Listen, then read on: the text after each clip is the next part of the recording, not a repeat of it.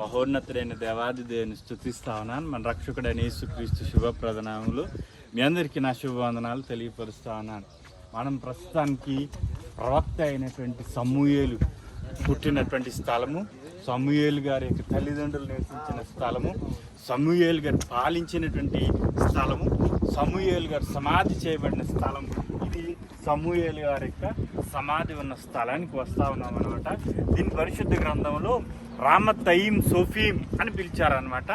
Short కట్లో రామా అని పిలిచారనమాట. హిబ్రూలో హర్మతాయిం అన్నారనమాట.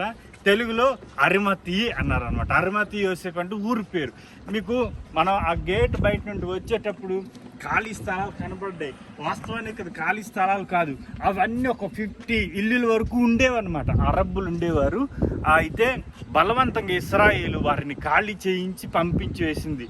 గత 4-5 సంవత్సరాల క్రితం వాళ్ళ ఇల్లులు కూడా సైన్యం బలవంతంగా ఖాళీ చేసి దాన్ని కాల్చి వేయడం వెళ్ళట్లేదని చెప్పి ఇదంతా రామతయీం సోఫీం అనబడినటువంటి ఈ ఊరు పేరు అనమాట.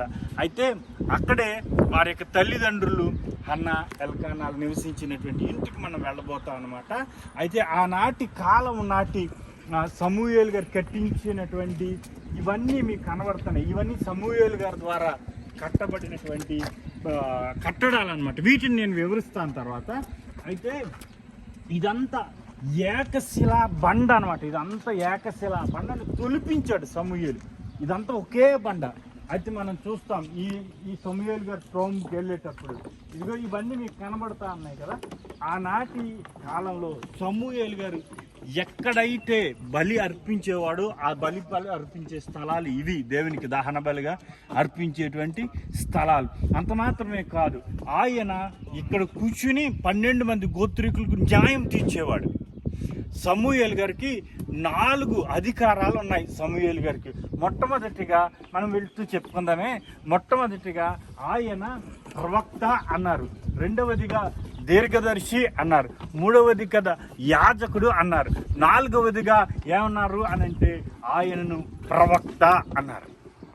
4 లక్షణాలు మనం చెప్పుకున్నాం అన్నమాట. ఒకటి దీర్ఘదర్శి, ప్రవక్త, న్యాయాధిపతి, యాజకుడు. ఈ 4 లక్షణాలు ఉన్న ఒకే ఒక వ్యక్తి సమూయేలు గారు. అయితే సమూయేలు గారు 13.5 సంవత్సరాలు ఇశ్రాయేలుకి న్యాయాధిపతిగా చేశాడు. ఎన్ని సంవత్సరాలు మీరు చెప్పండి? 13.5 సంవత్సరాలు. అయితే యెహోషువ దగ్గర నుండి సమూయేలు వరకు 16 మంది ఏలారు. 16,000 మందిలో ఈయన చివరి 16వ వ్యక్తి అనమాట. అంటే న్యాయాధిపతులు 12 మంది ఉంటే, రాజు ఒక్కడుంటే 13 అయితే, ఆ తర్వాత యెహోషువ 14 అయితే, ఏలీ 15 అయితే, సమూయేలు గారు 16 వాడు అవుతాడు. అయితే ఈ 16 మంది కలిపి 400 సంవత్సరాలు ఇశ్రాయేలు దేశాన్ని న్యాయాధిపతులుగా ఏలటం జరిగిందనమాట. ఆనాటి కాలంలో నేను ఏకశిలా బండ అని చెప్పాను, గుర్తుందిగా. ఇదంతా ఈ కొండంతా ఏకశిలా బండ. ఒక్క బండను తొలిచాడు, ఒక్క బండను చెక్కాడు, ఒక్క బండ మీద కట్టాడు. ఇదంతా కూడా ఇదిగో ఆనాటి కాలంలో సమూయేలు గారు ఏ వ్యక్తులకు ఎక్కడ ఎలాగ తీర్పు తీర్చాలో, ఎవరితో ఏం మాట్లాడాలో ఒక్క ఉన్నతంగా ఉండేదన్నమాట సమూయేలు గారు. అయితే ఈ రామతయీం సోఫీం అనబడినటువంటి ఈ ఊరు సమూయేలు గారు పుట్టిన ఊరే కానీ సమూయేలు గారు పెరిగిన ఊరు ఇది కాదు. సమూయేలు గారు పెరిగిన ఊరు ఇది కాదు.